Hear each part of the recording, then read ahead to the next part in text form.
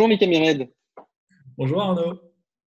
professeur de géopolitique des pôles à l'ILERI et auteur du livre Les mondes polaires, paru en 2019 chez Presse universitaire de France. Merci d'être avec nous. Ma première question, quelle est la situation géopolitique actuelle en Arctique et en Antarctique? Merci de m'avoir invité pour parler de ces enjeux assez méconnus à toute la communauté. Alors, les glaces fondent des deux côtés, mais pour autant, les enjeux géopolitiques ne sont pas les mêmes. Et c'est encore moins intuitif que les acteurs sont les mêmes. C'est-à-dire qu'en Antarctique, on va retrouver la France, qui est présente en Antarctique de par les territoires qu'elle a revendiqués ou qu'elle possède et qui sont reconnus par le droit international. Et puis en Arctique, par l'économie, l'industrie, la recherche. Typiquement, vous allez avoir la Chine, vous allez avoir des grands États comme la Russie, les États-Unis, qui vont être présents dans les deux régions. Mais pour autant, on est très peu d'États à avoir une vision bipolaire des enjeux polaires, puisque en réalité, ce qui se passe en Arctique, c'est qu'on a une mer plus qu'un océan qui est en train de s'ouvrir et qui s'ouvre de par la fonte des glaces. Alors, il s'ouvre sur quoi cet océan? Il s'ouvre d'une part sur le Pacifique et d'autre part sur l'Atlantique. Il permettrait en tout cas d'avoir ce rôle de connecteur entre les grands ensembles économiques de la planète, l'Europe, la côte est américaine, la côte ouest américaine et évidemment l'Asie du Nord-Est avec le Japon, la Corée du Sud et la Chine. Donc en Arctique, on a des enjeux qui sont d'abord économiques et ces enjeux économiques, ils sont liés à des enjeux stratégiques parce que si vous voulez développer cette région-là, eh bien, il va falloir être capable d'une part de la connaître d'un point de vue scientifique, d'autre part d'avoir des technologies qui permettent de s'y installer avec, dans le temps, hein, de manière durable, et troisièmement, falloir être capable de la sécuriser pour pouvoir stabiliser les investissements sur 30, 40 ou 50 ans. Donc ces enjeux-là sont des réalités arctiques. En Antarctique, on a une situation complètement différente puisqu'on n'a pas une mer entourée de terre, on a une terre, un continent entouré de mer, ce qui crée donc une certaine distance et qui finalement tend à protéger le continent. Le continent en Antarctique, il est aujourd'hui protégé principalement par deux textes. Le traité de l'Antarctique de 1959 qui, en gros, dit que l'Antarctique doit être démilitarisée et de l'autre côté, tend à limiter ou en tout cas à geler les différentes revendications territoriales d'États comme la France, l'Argentine, la Norvège et d'autres sur le continent antarctique. Donc permettre un accès finalement relativement universel à ce continent. De l'autre côté, il y a le protocole de Madrid qui protège l'Antarctique d'un point de vue environnemental, puisque c'est lui qui permet d'interdire l'exploitation pétrolière, gazière ou minière en zone antarctique depuis 1998 qu'il est entré en vigueur. Donc ces deux textes protègent l'Antarctique. Ces textes-là, ou des textes équivalents, n'existent pas en Arctique, où vous avez 8 États qui ont des territoires, des zones maritimes et qui donc développent des capacités, des textes juridiques nationaux et donc des traités bilatéraux ou multilatéraux en zone arctique pour pouvoir tout simplement organiser le partage, organiser l'exploitation et la protection autant que faire se peut de la zone. Donc des enjeux complètement différents. Et comment se situe la France et l'Europe dans ce jeu? Mais en fait, c'est très particulier parce que la France et l'Europe sont des puissances polaires. La France a des territoires en Antarctique, en tout cas elle revendique depuis 1840 un territoire, la Terre Adélie, que j'imagine beaucoup de gens connaissent. Hein. Et ce territoire-là, c'est un des territoires qui a donc été gelé, ou en tout cas dont la revendication française a été gelée par le traité de l'Antarctique de 1959 que j'évoquais tout à l'heure. Mais la France a d'autres territoires, non pas sur le continent antarctique, mais sur les petites îles qui sont, pas si petites que ça d'ailleurs, hein, forcément, qui sont dans le sud de l'océan Indien, la lisière donc de l'océan austral. Et la France fait partie du club des nations polaires historiquement de par sa capacité d'exploration, sa capacité scientifique et par cette réalité donc territoriale. Pour ce qui est de l'Arctique, on a à peu près la même chose au niveau de l'Europe. C'est-à-dire que la France n'a pas de territoire en Arctique, mais l'Europe, au sens de l'Union européenne, a, elle, par contre, des territoires en Arctique avec 3 États membres de l'Union européenne, la Suède, la Finlande et le Danemark, qui sont des États arctiques, c'est-à-dire qui ont des terres ou des mers, ou les deux parfois, au nord du cercle polaire, et qui sont donc membres de l'organe diplomatique de référence de la région qui s'appelle le Conseil de l'Arctique. Donc l'Europe est très présente en Arctique, beaucoup plus qu'en Antarctique, où elle se contente juste de gérer la question de la pêche au nom des États européens et évidemment aussi une dimension scientifique en finançant des projets, par exemple. La France, elle, a une position qui est encore plus présente, puisqu'elle est à la fois en Antarctique, assez présente d'un point de vue territorial, scientifique, économique, et ainsi de suite, mais elle est présente aussi en Arctique parce que c'est l'une des plus grandes puissances mondiales, tout simplement, d'un point de vue de la recherche scientifique, mais aussi d'un point de vue économique en Arctique, puisque vous avez quasiment 200 entreprises françaises qui travaillent aujourd'hui dans les pôles et en particulier en Arctique, et la France est l'un des leaders en Arctique en matière de gaz, en matière de BTP, en matière de télécommunications et encore plein d'autres choses. Donc, la France a une vraie position. Et en Arctique, est-ce qu'il n'y a pas Saint-Pierre-et-Miquelon également? Oui, Saint-Pierre-et-Miquelon, c'est un cas à part parce qu'on a tendance souvent à penser, quand on sait à peu près que ça existe, on a tendance à penser que c'est au niveau du Groenland. Et donc, c'est un territoire arctique et que la France fait partie de l'Arctique aussi. Sauf qu'en fait, ce n'est pas le cas. Saint-Pierre-et-Miquelon est situé à la même latitude que Nantes, donc bien plus au sud. Sauf que le climat du Saint-Laurent, donc la région du Canada dans laquelle Saint-Pierre-et-Miquelon est, n'ont pas du le même que le climat de l'Arctique. Ce qui fait que Saint-Pierre-et-Miquelon et donc la France, à travers Saint-Pierre-et-Miquelon, ne sont pas des territoires arctiques, mais par contre sont des territoires qui connaissent un climat qu'on qualifie de subarctique. Saint-Pierre-et-Miquelon, c'est le seul territoire français sur lequel, par exemple, il y a une forêt boréale. Donc typiquement, Saint-Pierre-et-Miquelon, c'est ce qui permet à la France d'être présent encore plus en Arctique que juste avec l'économie ou avec la science, puisqu'on a par exemple un bâtiment de la Marine nationale, le Fulmar, qui est basé à Saint-Pierre-et-Miquelon, qui patrouille en Arctique. Mais au-delà de ça, évidemment, c'est à travers Saint-Pierre-et-Miquelon que la France peut éventuellement envisager une forme d'orientation ou une légitimité à parler d'une voix un peu plus présente que celle d'autres pays non arctiques dans le jeu arctique. Typiquement, quand la Chine, par exemple, nous parle de pays du proche arctique, puisque c'est comme ça que la Chine se revendique aujourd'hui, ben, il y a des sénateurs français dans un rapport d'il y a maintenant 4-5 ans, qui ont dit très clairement, mais est-ce que la France n'aurait pas vocation à faire la même chose? Voilà, donc ça c'est une parenthèse, mais Saint-Pierre-et-Miquelon, il ne faut absolument pas l'oublier, effectivement. Est-ce que ces enjeux de géopolitique autour des pôles ne sont pas en train de devenir les enjeux de géopolitique mondiaux du prochain siècle? Mais tout à fait. Et en fait, je vous remercie beaucoup pour cette question parce que le sous-titre de mon livre, justement, c'est Les mondes polaires, l'enjeu du siècle. C'est-à-dire qu'il faut bien se rendre compte, et ça, les fonds d'investissement américains ou chinois là-dessus sont très très forts pour le marketer.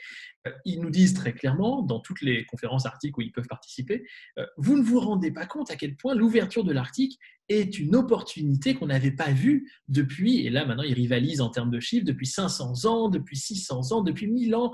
J'ai évidemment le champion en la matière qui nous parle même de 12 000 ans, ça fait 12 000 ans que l'homme n'a pas vu un territoire aussi vaste et aussi riche s'ouvrir. Bref, donc ce qu'il faut bien comprendre en effet, c'est que l'Arctique concentre, et c'est ce que Michel Rocard disait à l'époque où il était ambassadeur des pôles, concentre à la fois tous les problèmes de la planète, mais concentre aussi énormément de ses opportunités. Et c'est là le véritable problème de l'enjeu arctique aujourd'hui, c'est qu'il y a un véritable hiatus entre ceux qui voient l'Arctique uniquement comme une opportunité et ceux qui voient l'Arctique uniquement comme un territoire à sanctuariser avec des victimes. Et entre les deux, il y a les peuples de l'Arctique, bien souvent, qui ont du mal justement à faire valoir leur propre voix au chapitre parce qu'ils sont si petits par rapport à la puissance politique, diplomatique, économique, bien sûr industrielle des différents États, et en particulier des États non arctiques comme la Chine, l'Inde ou autres, qui pénètrent dans cette zone arctique. Ces peuples de l'Arctique, ils nous disent, nous, on n'a rien demandé, c'est-à-dire que le changement climatique, ça nous tombe dessus, donc on s'adapte.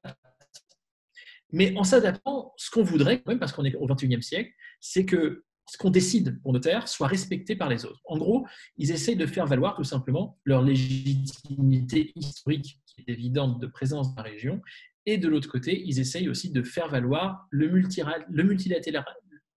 Ils essayent de faire valoir le multilatéralisme, la force de la lettre de droit, pour justement ne pas se faire bouffer ou essayer de se faire le moins manger possible par ces grandes puissances qui donc convergent toutes vers l'océan Arctique.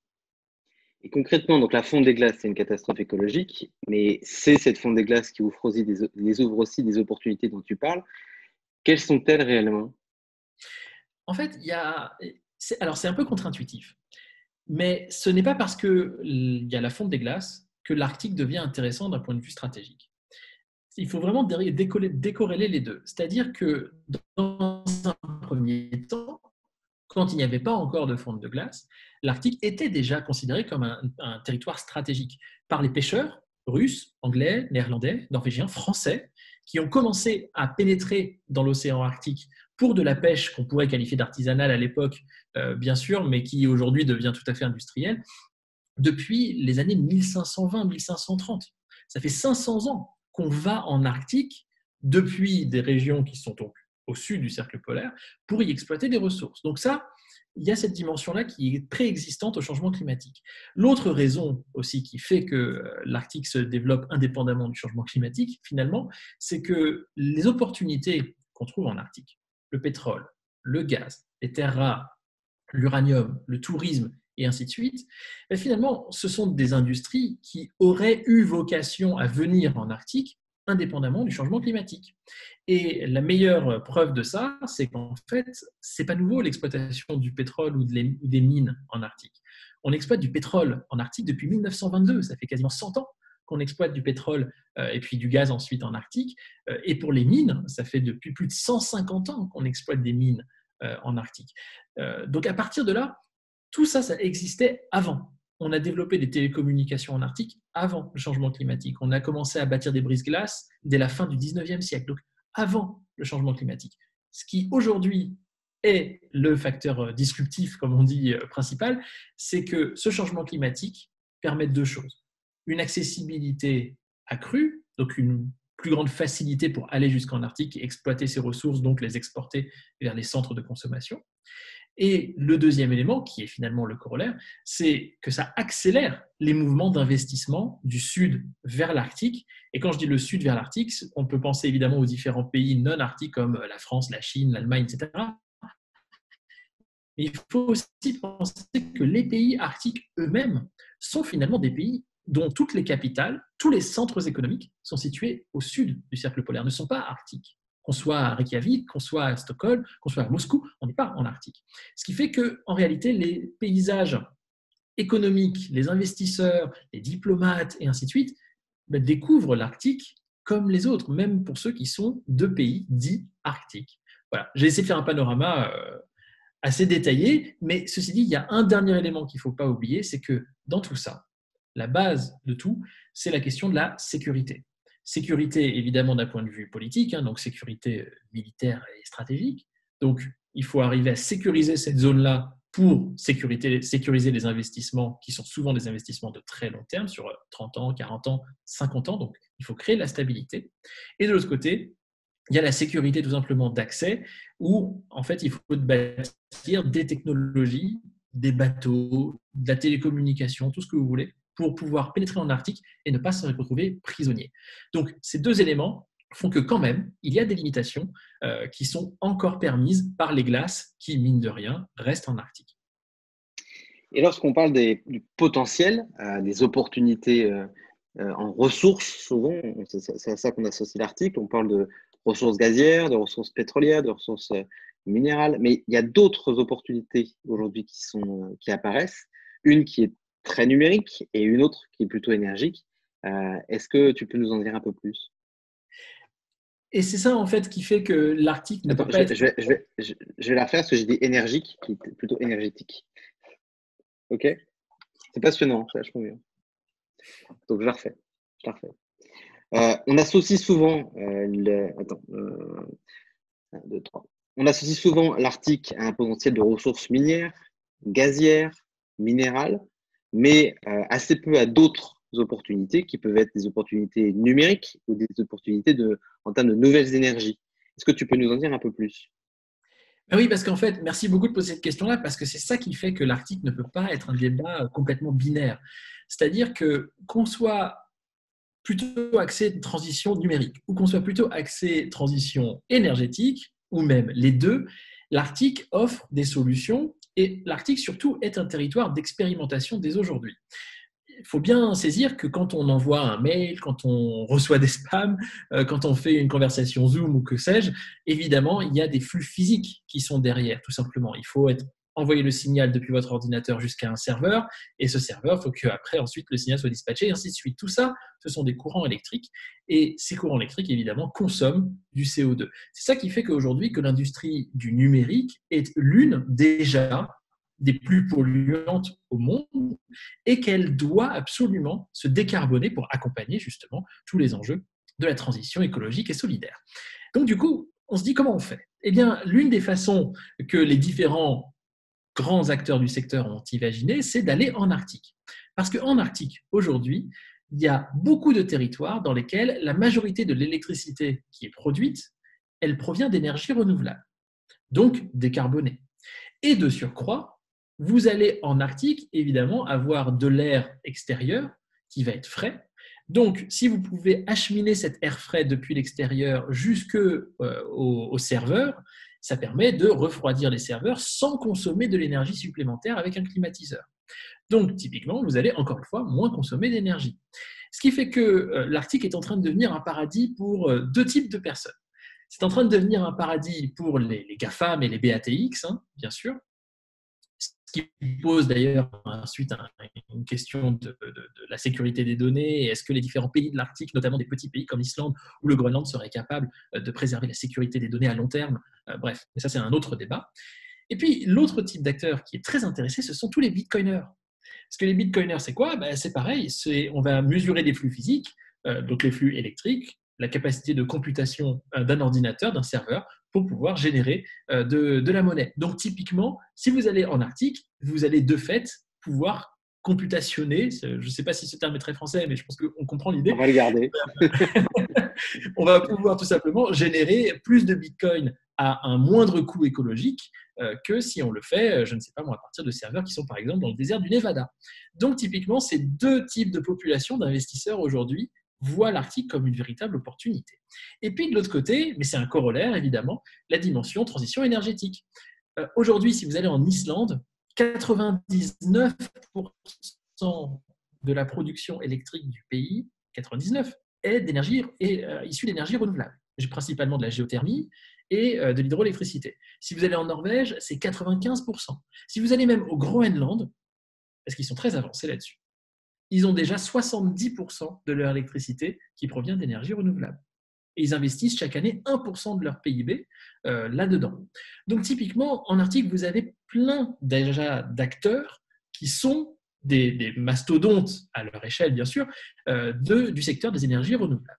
Et puis ensuite, vous avez d'autres acteurs comme la Russie, comme par exemple l'Alaska ou le Canada, ou la Finlande aussi, qui sont en train de dire nous, on est en train de développer d'autres types de ressources. Alors pour les Russes ou les Américains, par exemple, ça va être du gaz. Et ce qu'ils disent, c'est avec ce gaz, on peut peut-être faire de ce qu'on appelle l'hydrogène bleu, donc c'est-à-dire faire de l'hydrogène à partir de ce gaz, donc une énergie fossile, hein, bien sûr, mais on va mettre un filtre pour capturer le carbone qui sera émis dans le processus de transformation du gaz vers l'hydrogène. Et ce carbone qu'on aura donc capté dans le processus, on va le réinjecter dans le sol de manière à ce qu'il ne parte pas dans l'atmosphère. Donc ça, c'est quelque chose qu'on retrouve en Russie, qu'on va retrouver aussi en Alaska ou au Canada et qui est en fort développement. Mais on va retrouver encore d'autres choses. On va retrouver de l'éolien, par exemple, puisque dans l'ensemble de l'Arctique, vous avez des territoires avec beaucoup de vent qui font donc qu'il y a des gisements d'éolien qui sont très importants. Vous allez retrouver aussi des gisements d'hydrogène vert. L'hydrogène vert, c'est quoi? C'est de l'hydrogène qui est produit à partir donc, de toutes ces énergies renouvelables qu'on a évoquées. On peut penser aussi à la biomasse. Avec tout ce bois qu'il y a en Arctique, il y a des grandes forêts boréales naturellement en Arctique. Pensez à la Laponie finlandaise, par exemple, où vous avez donc un investisseur chinois qui vient de mettre $1 milliard sur la table pour faire une usine, pour transformer ce bois, ne pas en faire juste un produit pour faire des meubles Ikea, mais pour en faire de l'énergie du biocarburant qui soit donc régénéré de manière durable et renouvelable.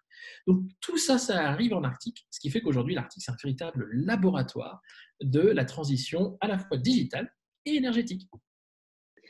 Est-ce que c'est naïf de supposer que cette situation tempère pour les grandes puissances la volonté de combattre le réchauffement climatique? Tout à fait. Et c'est l'un des problèmes, effectivement, de ce qui se passe actuellement en Arctique. Un très bon exemple de ça, c'est l'administration Poutine. L'administration Poutine, donc en Russie, a de très longue date nié le fait que le réchauffement climatique était dû aux activités humaines. Et puis, il y a 3 ans, et en particulier l'an dernier, en 2019, le discours de l'administration Poutine a complètement changé. L'administration Poutine maintenant reconnaît qu'il y a un réchauffement climatique en Arctique. Et il reconnaît que le réchauffement climatique est très important.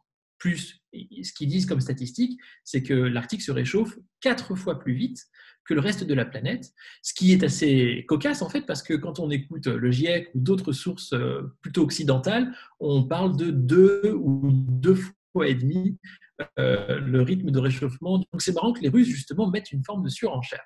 Fin de la parenthèse.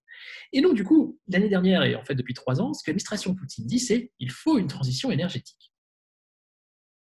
Ça change tout.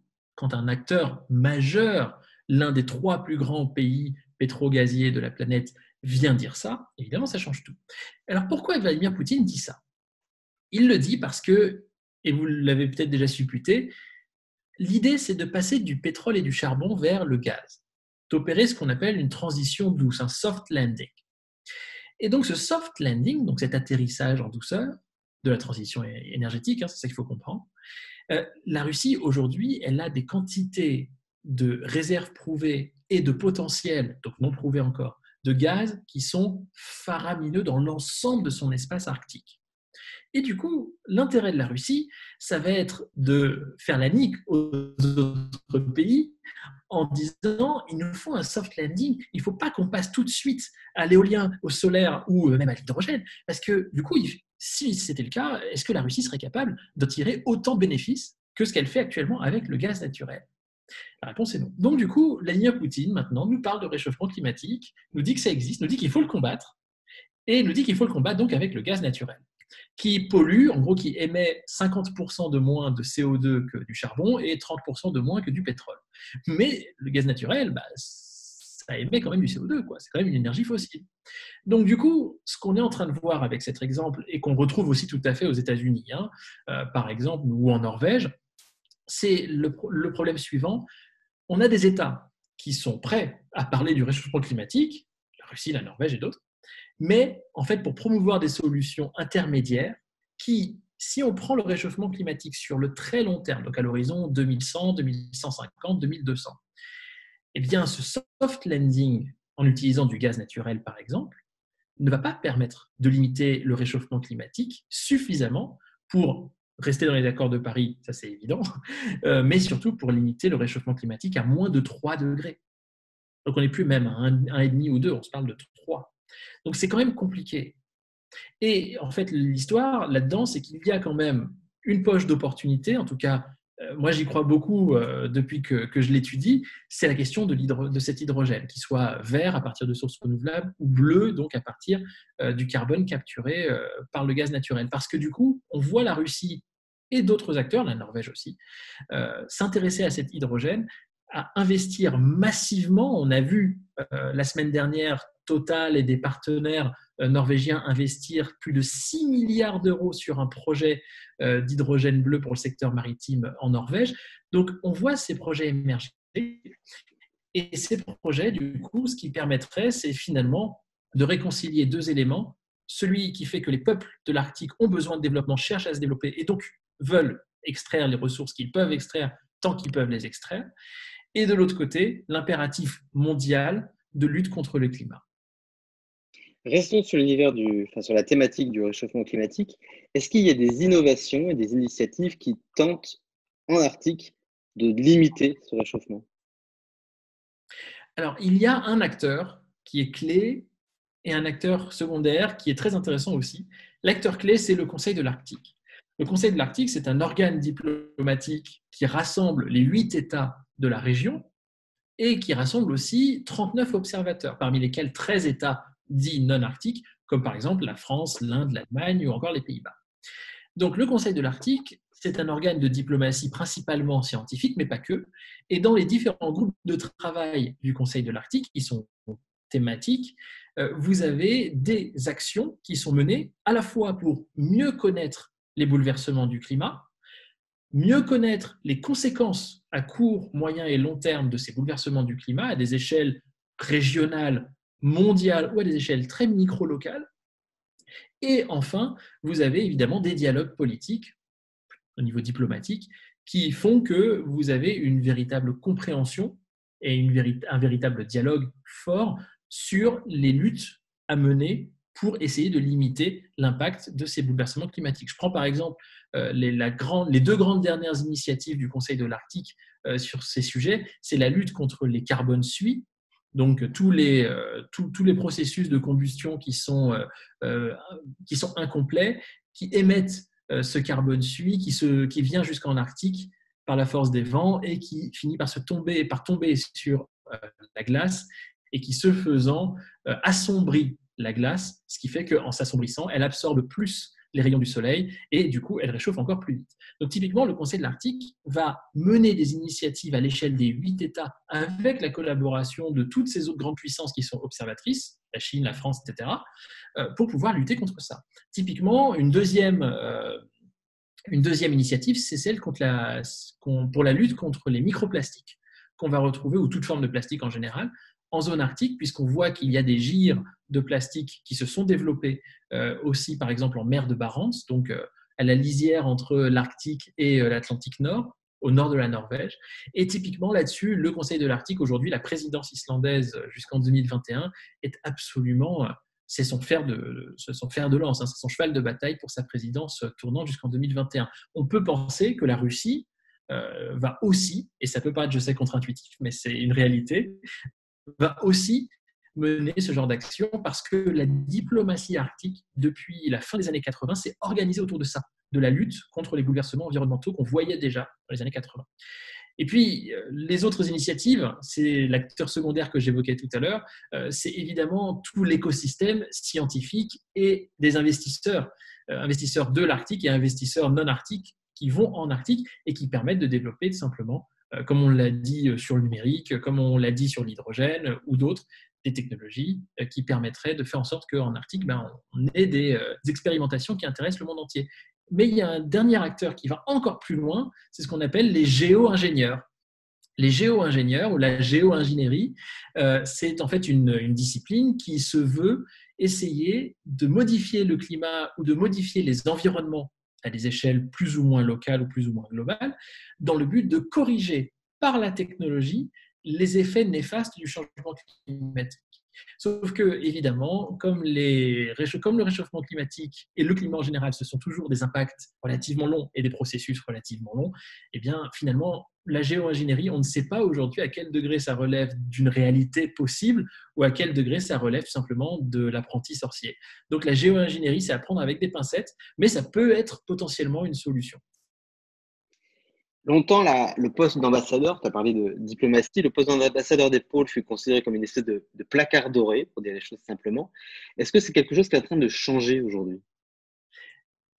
Alors, évidemment, en France, hein, on se parle de la France ici, le poste d'ambassadeur pour les pôles, quand il a été créé, ça ne se voulait pas du tout être un placard doré, en réalité. C'était une véritable demande de la communauté scientifique française au sortir de la 4e et dernière année polaire internationale qui avait lieu en 2007-2008 et sur laquelle la France était assez présente. Et du coup, quand le poste a été créé à l'époque par Sarkozy sur proposition de Bernard Kouchner, lui-même sur proposition de scientifiques spécialistes des pôles, et bien typiquement, ça ne voulait pas du tout être un placard doré. La France reconnaissait à ce moment-là l'importance des enjeux en Arctique, mais aussi l'importance des enjeux en Antarctique, parce que c'est une des spécificités françaises dans sa diplomatie, contrairement par exemple aux Américains ou contrairement aux Canadiens, c'est qu'en France, l'ambassadeur des pôles s'occupe des 2 pôles, ce qui est évidemment une façon pour la France de capitaliser aussi dans le Grand Nord sur sa réalité et sa légitimité dans le Grand Sud. Donc du coup, en France, on a cet ambassadeur des 2 pôles, les Norvégiens en ont un aussi, par exemple, donc on n'est pas beaucoup à avoir ces 2 pôles. Et en fait, ce poste, il est éminemment stratégique, puisque, on l'a évoqué, il y a des enjeux climatiques, des enjeux de recherche, des enjeux sécuritaires, des enjeux économiques, et ainsi de suite. Donc, l'ambassadeur des pôles est un ambassadeur qui peut porter des solutions. Et c'est ce que Michel Rocard a essayé de faire, de 2009 jusqu'à sa disparition en 2016, notamment en essayant de bâtir une feuille de route nationale, donc interministérielle, sur les questions polaires, qu'on pourrait qualifier de stratégie, qui n'en est pas complètement une, mais en tout cas, ça pose les jalons de l'engagement de la France en Arctique. En Antarctique, on n'a jamais eu de stratégie nationale en Antarctique, et d'ailleurs, ça nous manque aujourd'hui, et il faudrait en avoir une, puisque les infrastructures françaises en Antarctique sont sur le déclin, et il faudrait les réinvestir pour garder une légitimité politique. Fin de la parenthèse. Donc, il y a tous ces enjeux-là qui existent, et puis, il y a l'enjeu de Saint-Pierre-et-Miquelon, qu'on évoquait tout à l'heure. Saint-Pierre-et-Miquelon, petit territoire de 6200 habitants, bien sûr, mais un territoire qui peut être potentiellement éminemment stratégique et qui peut être là aussi, qui peut faire partie de cette logique d'expérimentation de technologie ou d'expérimentation scientifique et autres en zone arctique ou en zone subarctique. Et aujourd'hui, Saint-Pierre-et-Miquelon n'est pas dans la stratégie française pour l'Arctique, la feuille de route que j'évoquais tout à l'heure de 2016. Et c'est dommage, mais peut-être qu'à l'avenir, avec Saint-Pierre-et-Miquelon, la France va être capable de justement se porter encore plus haut en termes de légitimité dans le débat arctique ou subarctique, comme elle l'est déjà en Antarctique. Donc le poste d'ambassadeur des pôles, il est éminemment stratégique, et en fait, ce sont les médias, véritablement, qui n'ont pas compris l'intérêt de ce poste, ni au moment où Michel Rocard a été nommé en 2009, ni au moment où Ségolène Royal a été nommée en 2017. Parce qu'il faut le dire, Ségolène Royal, elle m'a fait des misères ces derniers temps parce qu'elle n'a pas apprécié que je publie des trucs sur Twitter qui témoignent de sa non-activité en tant qu'ambassadrice des pôles. Mais bon, ça c'est le jeu, ma pauvre Lucette. La réalité, c'est surtout que, voilà, il faut dire les choses. Mais surtout, ce qui était problématique, c'est qu'au départ, quand elle est nommée par le président Macron en 2017, c'est peut-être la personne idoine. C'est peut-être la personne qu'il fallait nommer à ce poste-là. Parce que c'est quelqu'un en France et à l'international, de par l'action qu'elle avait menée, bien sûr, durant la COP21, qui était extrêmement légitime pour parler de tout ça. Et on l'a vu sur les quelques réunions auxquelles elle est allée en Arctique ou en Antarctique ces 2 années dernières en tant qu'ambassadrice des pôles, on a vu que cette dimension, cette légitimité de la COP21, de l'accord de Paris, était extrêmement importante. Et la France peut porter ça. Elle doit même porter ça. Donc, le poste d'ambassadeur des pôles, le donner à Madame Royal, c'est une bonne idée. Maintenant, l'exécution, on n'était peut-être pas à la hauteur, effectivement, des ambitions, mais il n'est jamais trop tard pour bien faire avec la nomination d'un nouvel ambassadeur des pôles qui aura peut-être tous ces enjeux-là à l'esprit, qui saura les porter. Finalement, et c'est ma dernière question, est-ce qu'il faut recréer une mobilisation citoyenne autour de ces enjeux, de ces 2 territoires qui vont devenir éminemment stratégiques, ou ils le sont déjà d'ailleurs, pour le siècle qui arrive?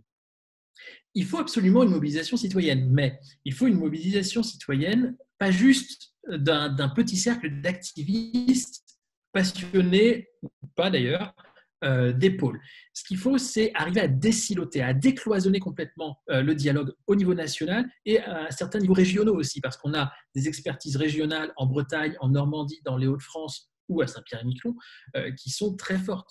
Donc à partir de là, il faut complètement désiloter ce qui existe. Et le problème qu'on a aujourd'hui, c'est que finalement, quand on parle souvent de mobilisation citoyenne, on a plutôt tendance à penser on va mener un certain nombre d'actions de lobbying, on va mener des actions d'affaires publiques, on va mener des actions médiatiques, mais en réalité, peut-être que ce qu'il faut pour protéger les pôles, c'est quelque chose de beaucoup moins spectaculaire, quelque chose de finalement beaucoup plus discret, parce que ça peut être beaucoup plus efficace, que ce soit en Arctique ou que ce soit en Antarctique. Et on l'a vu ces dernières années, notamment pour l'Antarctique sur la question des aires marines protégées, on a vu que finalement, plus il y avait de mobilisation du grand public, ou en tout cas de certaines ONG, qui ont monté en épingle les enjeux des aires marines protégées en Antarctique, plus on a eu une forme d'effet de rejet, de refus d'obstacles, si vous voulez, de la part des États comme la Russie, la Chine, mais aussi d'autres, africains ou sud-est asiatiques, qui étaient dubitatifs, qui avaient peur que toute cette mobilisation qui venait de territoires, de pays riches, qui venait de territoires anciennement colonisateurs, etc., soit en fait une forme de résurgence par l'écologie d'un espèce de néocolonialisme. Donc du coup, ou en tout cas, d'une forme de paternalisme dans le discours, en particulier donc, du coup, sur les aires marines protégées en Antarctique ou sur les discours de développement en Arctique, où les populations de l'Arctique disent « mais nous, on sait mieux que vous, en tant que peuple de l'Arctique, ce qui est bon pour nous-mêmes ». Donc typiquement, peut-être que ce qui est problématique, ou en tout cas difficile à concevoir, c'est que pour sauver les pôles, il faut peut-être quelque chose de moins spectaculaire, de plus discret, parce qu'en fait, ça s'est monté et ça serait révélé être plus efficace. Petit aparté, il y a quelque temps, le président des États-Unis, Donald Trump, s'est mis en tête de racheter le Groenland. On peut avoir un avis sur le personnage, mais il n'empêche, qu'est-ce qui, à un moment, a pu émerger chez lui pour se dire que c'était une absolue évidence et qu'il fallait acquérir le Groenland? En fait, ce n'est pas du tout un délire trumpien d'aller acheter le Groenland. Et c'est d'ailleurs la 3e fois que les États-Unis proposent d'acheter le Groenland. La première fois, c'était en 1867, donc ça fait de longues dates. Et puis, la deuxième fois, c'était en 1949, au sortir de la Seconde Guerre mondiale. Donc, typiquement, ce qui se passe au Groenland, c'est qu'on a un grand territoire qui est grand comme 4 fois la France, qui est couvert à 80% par une calotte glaciaire, et qui n'est peuplé que de 56 000 habitants. Donc l'équivalent de la ville de Lorient, par exemple, sur un territoire grand comme 4 fois la France. Il y a une petite administration au Groenland, il y a un petit personnel politique, donc le lobbying peut se faire de manière relativement facile, en tout cas plus facile qu'ailleurs. Et ce que l'administration américaine a fait, c'est tout simplement, ces 2-3 dernières années, redonner une valeur stratégique au Groenland qu'il avait depuis la Seconde Guerre mondiale. Quand les Américains ont voulu débarquer en Europe pour aider les Européens, ça ne s'est pas fait du jour au lendemain. Il a fallu pénétrer petit à petit l'espace européen. Donc ça s'est fait d'abord, évidemment, chacun connaît le débarquement de Normandie, sauf que les troupes, elles venaient évidemment du Royaume-Uni, qui elles-mêmes venaient d'Islande, qui elles-mêmes venaient du sud du Groenland, qui elles-mêmes venaient évidemment du continent nord-américain. Le Groenland, donc, dès 1941, a cette image, cette importance stratégique qui, après, n'a jamais varié. Parce qu'au moment de la guerre froide, quand les États-Unis d'un côté et l'Union soviétique de l'autre se menacent, non pas avec des tranchées creusées dans la terre, mais avec des tranchées de missiles de part et d'autre de l'océan Arctique, et bien typiquement, là encore une fois, le Groenland a une importance puisque le Groenland est quasiment au cœur de l'océan Arctique, le territoire le plus proche du pôle Nord. Donc à partir de là, les Américains qui ont installé dès les années 40 leur base militaire, une base militaire dans le nord-ouest du Groenland, ont été bien contents de continuer à alimenter cette base et à la développer parce qu'elle était extrêmement stratégique pour faire ce pivot donc entre le rideau arctique d'un côté et le rideau atlantique de l'autre, Groenland, Islande, Royaume-Uni ou Groenland, Islande, Norvège, face évidemment à l'ogre soviétique à l'époque. Et aujourd'hui, ce qu'on voit à Washington depuis 5-6 ans, et ça s'est matérialisé en particulier depuis que Trump est arrivé, c'est l'idée tout simplement que cette configuration de la guerre froide, elle a une actualité aujourd'hui. Alors, ce n'est pas le même type d'actualité, ce n'est pas les mêmes types de menaces, ce n'est pas les mêmes types de déploiement des forces, etc. Je ne vais pas rentrer dans ce détail-là. Mais par contre, d'un point de vue géostratégique, on est dans une situation relativement similaire. Si le Groenland est dans la sphère d'influence américaine, le Groenland, alors, permet de servir de rideau de défense avancé au territoire américain. Si le Groenland, en revanche, rentre dans la sphère d'influence chinoise, là, les choses divergent complètement puisqu'il permettrait à la Chine de prendre pied dans un espace, l'espace arctique transatlantique, où la Chine, a priori, n'a rien à faire. Donc, il y a un enjeu vis-à-vis du Groenland qui a été très bien identifié par un nombre de think tanks à Washington et par les différents départements énergie, affaires intérieures, défense et affaires étrangères, c'est qu'il faut absolument réinvestir au Groenland. Et l'administration Trump, au fond, ce qu'elle a cherché, ce n'est pas véritablement à racheter le Groenland. Ce qu'elle a cherché, c'est faire un coup médiatique.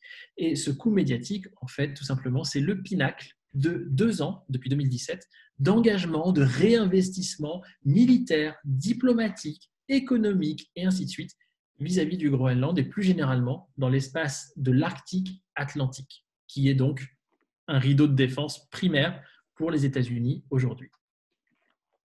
Merci Mika Mired. Je rappelle votre livre Les Mondes polaires, paru chez les Presses universitaires de France. Est-ce que vous avez un dernier mot, peut-être une actualité, quelque chose que vous voulez nous dire? Oui, intéressez-vous à l'hydrogène.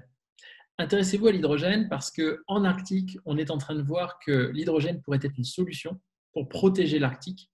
Et de l'autre côté, il y a tellement de potentiel pour l'hydrogène en Arctique qu'elle pourrait être une véritable solution de décarbonation dans le reste du monde. Donc, surveillez bien ce dossier de l'hydrogène vert ou bleu en zone arctique. C'est vraiment l'un des enjeux les plus importants. Merci Mika, à bientôt. Merci.